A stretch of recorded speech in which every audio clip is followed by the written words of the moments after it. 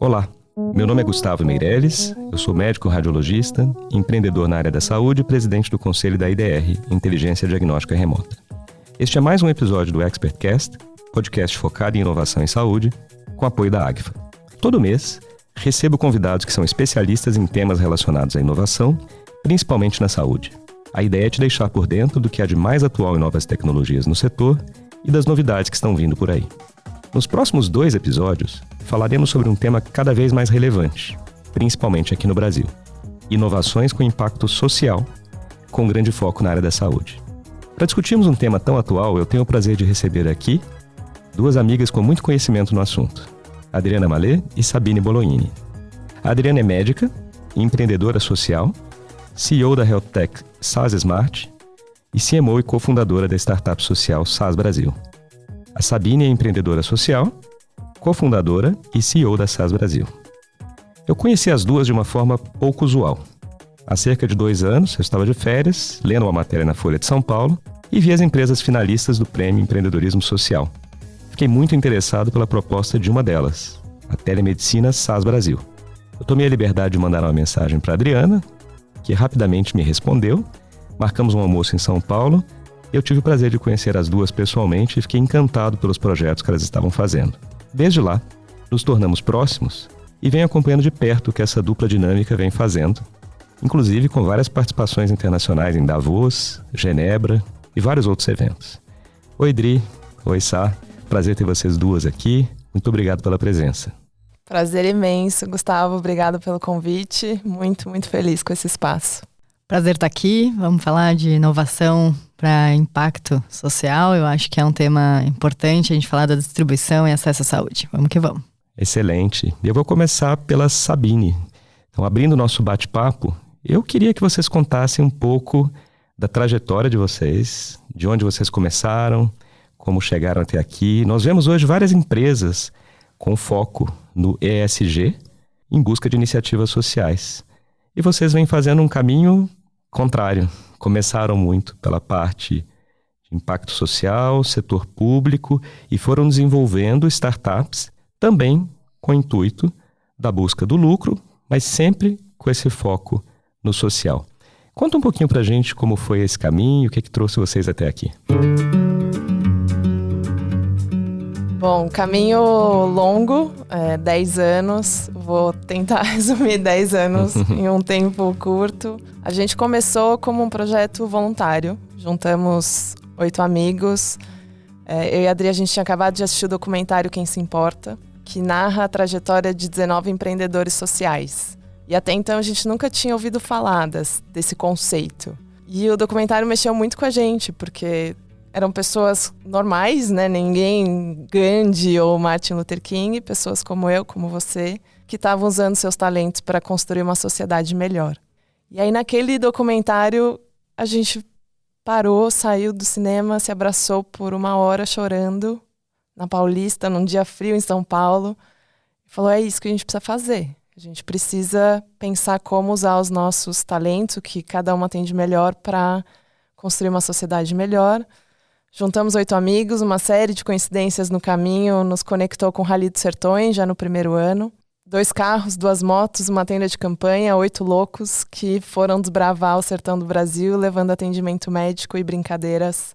Esse é saúde e alegria nos sertões. Então a gente tem esse mantra que saúde é alegria do corpo e alegria é saúde da alma. E fomos explorar, fomos entregar um pouco da saúde, acertamos muito, erramos muito, mas fomos entendendo que tem sim um espaço de possibilidades, de dificuldade de acesso, e que com estratégia e estrutura que a gente foi melhorando ao longo dos anos, a gente conseguiu achar um modelo para deixar uma marca, assim.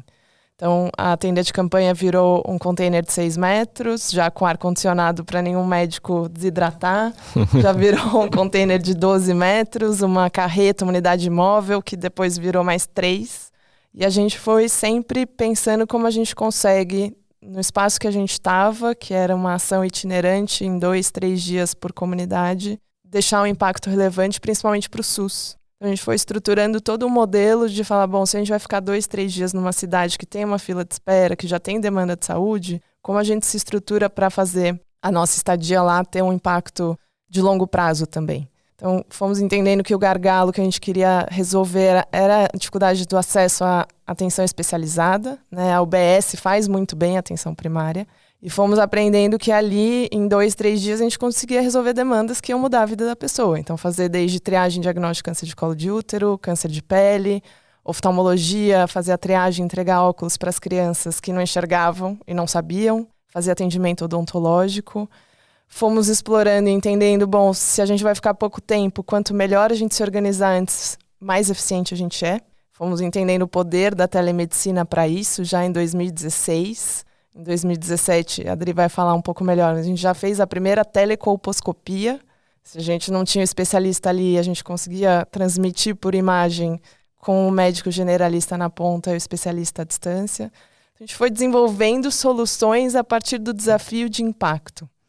E aí veio a pandemia, a gente estava pronto, porque a gente já tinha a solução de tele há pelo menos 3 anos, e uma solução de tele que era fácil de acessar. Porque a gente estava pensando num paciente de pequenas cidades para um médico da UBS, que era simples, não precisava de aplicativo, nada disso. Então a gente foi, na pandemia, viveu um processo de escalada. A gente fez em 7 meses o que a gente tinha feito em 7 anos. A gente começou 2020 com 5 pessoas na equipe, terminou com 50. E foi desenvolvendo e melhorando essa solução de tecnologia da telesaúde. E aí a gente foi entendendo que tinha um produto ali.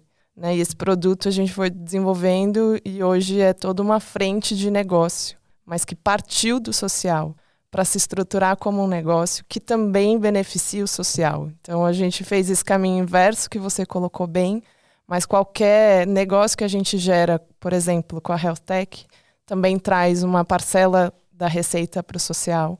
E é nesse modelo que a gente acredita que o mundo precisa ir. Não dá para falar mais em ou lucro ou impacto. Quanto mais a gente conseguir juntar os dois mundos, melhor. E eu tenho muito orgulho dessa trajetória. Sei que tem uma trajetória ainda imensa pela frente. Mas, de forma resumida, é isso que nos traz até aqui. Fantástico, fantástico. Bem, vocês sabem que eu sou fã da dupla do que vocês têm feito já há bastante tempo e estão revolucionando a saúde aqui no Brasil. Essa parte social, acho que você colocou muito bem, né? Que principalmente para um país tão grande e desigual como o Brasil, em termos de assistência e acesso à saúde, as principais inovações serão aquelas que conseguirem impactar o SUS e conseguirem proporcionar mais acesso. Aí eu vou passar para a Adri agora e perguntar um pouco mais do que vocês têm feito, especialmente com alguns produtos, né? Essa digitalização dos atendimentos, o impacto também da telemedicina, que a Sabine já falou, que foi uma telemedicina que começou muito pensada para o acesso. Eu queria saber qual que é a diferença, porque a gente tem diversas plataformas de telemedicina, fala-se muito hoje na digitalização da saúde. E quais são as diferenças no setor público e inovações com impacto social em relação àquelas que estão muito focadas no setor privado? Maravilha, um prazer estar aqui, falar sobre inovação, processo de saúde. Como você descreveu muito bem, o nosso desafio inicial foi a distância. Então, para que a gente conseguisse fazer com que os dias de ações presenciais rendessem mais, a gente começou usando a telesaúde para triar esses pacientes e para conseguir dar mais resolutividade na ponta quando a gente estava lá e não tinha o super especialista, seja para fazer uma colposcopia ou guiar um procedimento. E a partir daí, a gente de fato foi desenvolvendo protocolos, começou com a teledermato, foi inclusive um projeto que a gente aprendeu com o Hospital de Amor de Barretos, eles já faziam e nos receberam super bem para compartilhar o conhecimento. E daí a gente falou, bom, se dá para fazer isso na pele, por que não fazer isso no colo de útero? E da necessidade de resolver o problema, nasceram os produtos. Então, a telecolposcopia foi o meu mestrado, lá no Hospital de Amor de Barretos, justamente com a ideia de conseguir diagnosticar e guiar a biópsia com um médico Quando faz a biópsia, o médico na outra ponta. Quando faz só a imagem, o enfermeiro pode fazer.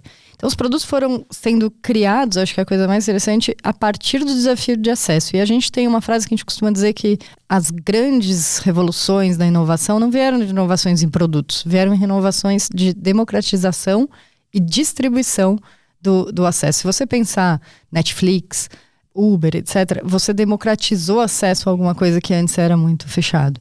E o que hoje a gente pensa na SAS como grupo são criar inovações que permitam democratizar de fato o acesso à saúde, fazer com que produtos interessantes, novos, não se restringam a ser uma nova solução para quem já tem solução. A gente precisa fazer com que, de fato, a gente faça chegar em quem hoje não tem uma ferramenta para resolver os seus problemas. E isso é muito verdade no nosso país, né? A gente tem 65 milhões de pessoas que não acessam a saúde especializada sem precisar viajar mais de 200 quilômetros. Então, acho que a trajetória é muito nesse sentido de os problemas, os desafios endereçam a criação de produtos e esses produtos vão enriquecendo a visão e abrindo, né? Acho que uma boa... Você falou da digitalização. Hoje a gente divide o nosso portfólio, vamos dizer assim, em 3 grandes coisas, que é digitalizar, descentralizar e incentivar. Digitalizar é muito óbvio, né? Eu colocar o atendimento no digital, eu permitir fazer isso via câmera, via banco de dados e por aí. O descentralizar é quando eu, de fato, tiro o hospital do centro e eu coloco unidades de telesaúde avançada espalhadas em pequenas cidades, levando ali mais de 20, 30 tipos de atendimentos com protocolos específicos. E o incentivo nasceu exatamente, a história é bonita porque a gente entendeu que como esses pacientes viajavam muito, a gente poderia pegar esses quilômetros evitados e gerar alguma coisa. Então, a trajetória faz com que, tendo o propósito de acesso como grande norte, a gente desenvolvesse produtos quase que sequencialmente, né? Eles foram nascendo porque uma dor descobriu uma solução, a solução chegava em outro desafio e assim a gente construiu. Então, o grande norte é esse de ampliar a distribuição do acesso a novos produtos, a inovação, para que a inovação não seja, na verdade, um motor para mais desigualdade. Infelizmente, se você não toma cuidado, isso acontece. Olha, muito boa essa última frase, porque me deixa um gancho enorme aqui depois eu perguntar para a Sabine. A inovação não pode ser um gancho para mais desigualdade, né? E a gente tem vários filósofos que citam isso, que a inovação poderia, principalmente inteligência artificial, mas acho que se aplica a todas, poderia ser um motor para aumentar ainda mais esse intervalo que existe entre as classes mais e menos favorecidas, né? E aí, vendo a história de vocês, é exatamente usar a inovação para conseguir reduzir a desigualdade. E a inovação para conseguir reduzir o custo da saúde, para aumentar o acesso, para proporcionar com que esses 65 milhões de brasileiros que tenham que viajar mais de 200 quilômetros não precisem viajar. E mais do que isso, a gente vai falar um pouco à frente sobre o que vocês estão criando também, para que esses quilômetros viajados não sejam desperdiçados. Daqui a pouquinho a gente vai explorar mais esse tema. Mas com a Sabine eu queria aproveitar o que vocês duas já disseram até agora, né? Assim, passar mensagens de mais otimismo ainda para quem pensa, nossa, eu queria fazer alguma coisa no social, mas não sei muito bem por onde começar, é tão difícil. Tem sempre aquele que coloca uma dificuldade já e não sai do lugar, né? Que não foi o que vocês fizeram. Vocês pensaram, poxa, é difícil, a gente vai lá e faz. Mas ao mesmo tempo é um caminho com diversos percalços, obstáculos.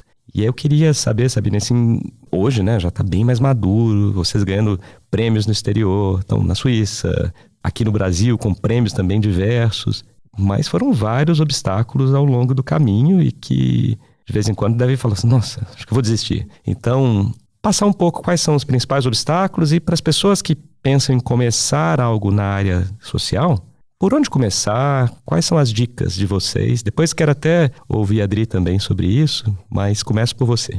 É uma ótima pergunta, porque talvez eu também tivesse gostado de ouvir de alguém antes boas orientações. Acho que a primeira eu gosto muito de uma frase do Chico César que diz que o caminho se conhece andando. Então, acho que a primeira coisa é fazer pequeno. Foi isso, a gente juntou 8 amigos porque eles vieram, mas a gente teria ido em 3 ou 4 fazer. Então, simplificar o começo. para que o primeiro aprendizado seja a partir da prática. A gente montou um financiamento coletivo, arrecadou R$13 mil e foi. Então, eu acho que essa dica de simplificar o começo, porque quanto mais barreiras você coloca inicialmente, falar, isso é difícil, isso não vai dar certo, pior vai ser. Então, sair da inércia, para mim, é o maior aprendizado. A gente foi aprendendo, de fato, no caminho, como a Adri colocou bem. A gente foi criar um CNPJ 2 anos depois, porque a gente recebeu um patrocínio já importante. Eu falei, não posso receber, a gente não pode receber esse valor na nossa conta privada. Então, acho que tem um caminho, sim, de aprender menor e aos poucos ir se organizando, essa mentalidade de startup. A gente gosta muito desse conceito de startup social, assim. A startup social é, no final, essa mentalidade de fazer primeiro e depois escalar, pensar num MVP e depois se estruturar. Acho que essa lógica funciona bem. Falar do terceiro setor no Brasil é complexo por várias questões. Então, tem leis específicas, tem advogado especializado, tem contador especializado. Isso eu gostaria de ter ouvido cedo, assim, um bom advogado, um bom contador, para quando você se estrutura juridicamente, tá do jeito certo, porque tem uma coisa da ata de fundação, por exemplo, que você não volta atrás. Então, tem que estar ali coisas já que vão definir o seu caminho futuro. Acho que também é uma dica legal. E a terceira grande dor, que foi e ainda é a nossa dor, é como se tornar um projeto, uma iniciativa, uma organização sustentável. Como você olhar e construir uma organização social sem fins lucrativos de forma sustentável num Brasil que ainda é um país com a cultura de doação não tão disseminada. A gente acredita muito em parcerias de longo prazo, a gente tem patrocinadores que estão com a gente há quase 10 anos. Mas até essa iniciativa de falar, bom, vamos montar um produto, vamos abrir uma frente com fins lucrativos para a gente também se financiar, veio dessa angústia de falar, bom, a gente já é uma organização grande que precisa captar um valor relevante para se manter.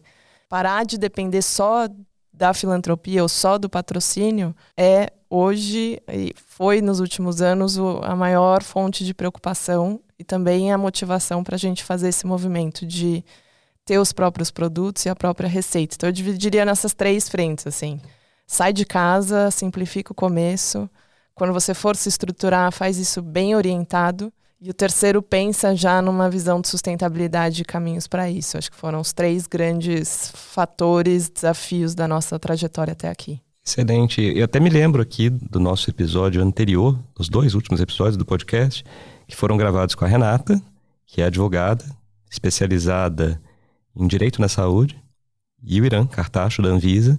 E nós falamos muito desses pontos que você, Sabine, trouxe agora, né? De buscar um advogado e uma consultoria já especializada desde o começo para nascer direitinho, né? E depois lá na frente falar, nossa, eu devia ter feito isso e ninguém me falou, né? E assim, quanto mais você se organiza ali no começo, não pode ser uma organização também extrema que não te faça andar, mas já buscar isso desde a fase inicial. Eu vou passar para Adriana e continuar complementando nesse tema, porque em cursos de MBA a gente ouve muito que o lucro é o maior propósito de um negócio, que as empresas têm sempre que buscar o lucro, né? Até contei para vocês, quando eu fiz o meu mesmo, tinha que, olha, missão, visão, valores. A gente tinha um exercício, olha, a palavra lucro tem que estar aí dentro, porque senão não é uma empresa. Mas está mudando isso, né? Óbvio que o lucro é extremamente importante, até para gerar a perpetuidade do negócio, e como a Sabine colocou, a sustentabilidade do negócio.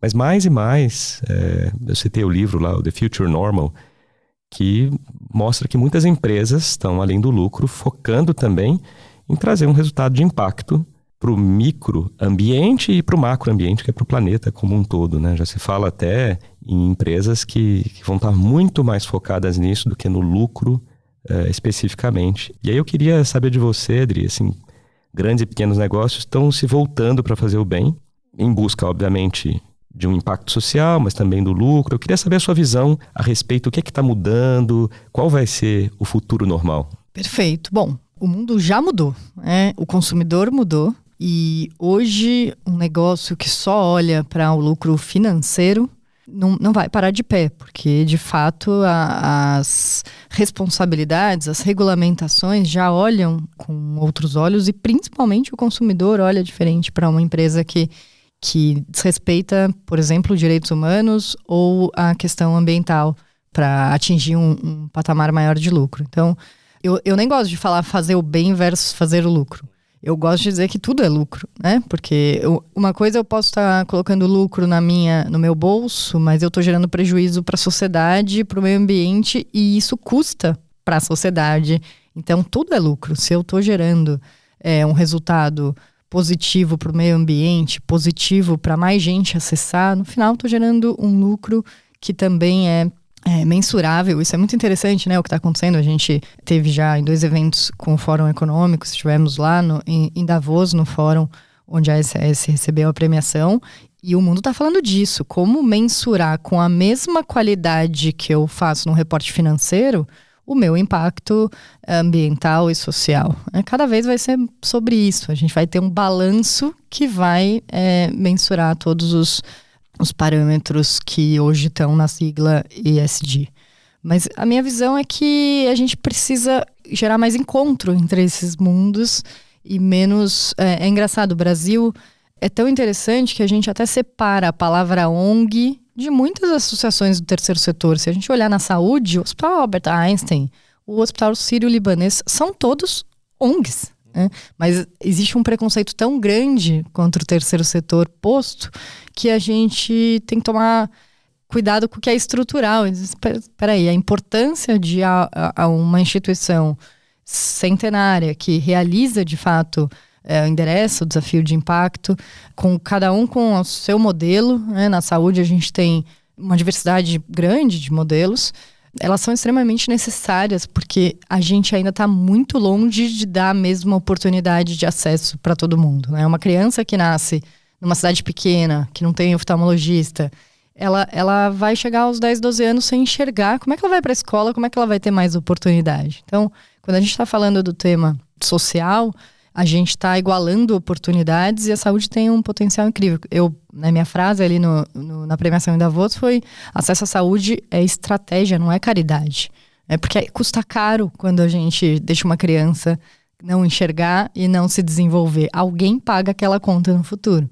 Então é muito mais barato a gente diagnosticar precocemente na saúde, e o telediagnóstico é muito importante para isso. Num país como o nosso, é muito importante a gente entender quais são os principais desafios e fazer conta, porque no final, fazendo conta, é muito mais barato fazer dessa forma do que pagar ali no final. Exatamente. A gente esquece muito disso, né? Fica um foco, talvez acho que seja algo muito do ser humano mesmo, nesse foco curto-prazista, que aquele resultado quase que imediato. E saúde geralmente ofere resultados, principalmente na esfera social, no longo prazo, né? Então, acho que essa é a grande dificuldade, como você citou, uma criança que não enxerga bem e também não consegue ir para a escola, e obviamente vai impactar a educação, que depois vai impactar na qualidade de vida daquela criança, de diversas outras daquela região, e a gente não tem um crescimento, um desenvolvimento, e aumentamos a desigualdade, né? E aí, para encerrar esse primeiro episódio, eu queria ouvir da Sabine um pouquinho mais sobre outras empresas, assim, em quem que vocês se espelham, quando vocês olham para o lado, tanto no Brasil como no mundo. Tem outros exemplos de empresas, para quem também está nos ouvindo e fala, puxa, eu quero fazer alguma coisa com impacto social, seja na saúde, seja em educação, seja na minha cidade. Quais são os exemplos de vocês? Vocês têm gurus? A gente tem grandes inspirações, inclusive desse documentário do Quem Se Importa. Foram, inclusive, inspiraram o nome, né? O pessoal do Saúde e Alegria na Amazônia, que faz um trabalho em comunidades ribeirinhas, então, que hoje já é uma estrutura de política pública. Eles estão nessa jornada há muito mais tempo que a gente, né? Mas aquelas UBSs fluviais foram criadas a partir e inspiradas no Saúde e Alegria, então com certeza uma referência bacana. A saúde também tem o EDS, Expedicionários da Saúde, que também faz ações principalmente em comunidades indígenas. Então tem muita coisa legal para fazer. Eu já ouvi muito, né? Minha inspiração sempre foi: as pessoas querem ir para o Médicos Sem Fronteiras. Cara, o Brasil precisa tanto e tem tanto projeto legal, então vamos focar no que tem aqui dentro de casa. Então, acho que o primeiro nome que me veio, os primeiros 2 nomes são esses. Não sei se a Adri tem alguma outra sugestão também, mas principalmente como o público é da saúde, ficam boas dicas aí. Eu acho que se você for olhar para temática de acesso, esses são grandes exemplos. Se você for olhar para modelos internacionais, Clínica Mayo, né, como um grande propulsor de também novas tecnologias, modelos para assistência. E sobre gurus, né, eu acho que a gente tem grandes gurus que inclusive a vida acabou aproximando, né, a gente tem um conselho consultivo super importante na trajetória da SAS. A alegria, eu me lembro, tem uma pessoa que é muito referência para mim nas falas, que é o Fábio Barbosa. O Fábio Barbosa hoje é CEO da Natura, foi CEO começou principalmente em banco, né, com Banco Real. Imagina, o Banco Real já falava de sustentabilidade ambiental quando ninguém falava. E o Fábio tem um TED que ele fala sobre a reforma de valores, né? Que ele já falava isso, assim, não dá para dar certo num país que vai mal, assim, se o banco não olha para quem ele está emprestando dinheiro. Então, essas falas eu acho que nos inspiraram muito a pensar qual é o mundo que a gente quer contribuir para construir, né? Então, temos grandes nomes do Brasil que são exemplos e entramos em contato, né, lá em Davos. A sensação era, putz, estamos em Davos, mas também, putz, a gente é minúsculo com os projetos. Existem outros projetos de saúde, mas é minoria lá, né? São poucos projetos de saúde entre os premiados globalmente. E a gente vê projetos, por exemplo, de base que usam crédito de carbono para preservação digital ou que usam, enfim, projetos de educação, que a gente se sente minúsculo porque eles são extremamente relevantes já nessa jornada. Eu brinco que o sonho de qualquer organização social deveria ser não existir, porque quando o governo de fato está fazendo seu trabalho, a gente não precisa fazer. E acho que essa é muito aí onde a gente mira. Aquilo que a gente está fazendo certo, que a gente conseguiu mensurar o resultado, se torne de fato política pública. A gente demonstra que o resultado ali faz sentido isso ser implementado em larga escala. Então, é para esses projetos que conseguiram isso que a gente olha e é aí que a gente se espelha e mira. Fantástico. Olha, eu aprendi ainda mais aqui da trajetória de vocês. Fiquei mais inspirado. Tenho certeza que quem está nos ouvindo também ficou muito inspirado ou inspirada para começar a fazer alguma coisa na área social, né? Então, pegar a trajetória de vocês, pesquisar um pouco mais, olhar o que vocês têm feito, já fizeram, para que seja aí um propulsor para quem tem alguma vontade de poder participar e ajudar o Brasil. Nós vamos dar um breve intervalo agora, vamos voltar no segundo episódio. Foi um prazer ter vocês aqui, Dri e Sá. Que para você que está nos ouvindo, se gostou, compartilhe nas suas mídias sociais, com seus contatos, e assim nós vamos disseminando informação de qualidade e ajudamos a aumentar o interesse por inovação em saúde. Obrigado e até breve. Obrigada, Gustavo. Obrigada, vamos que vamos.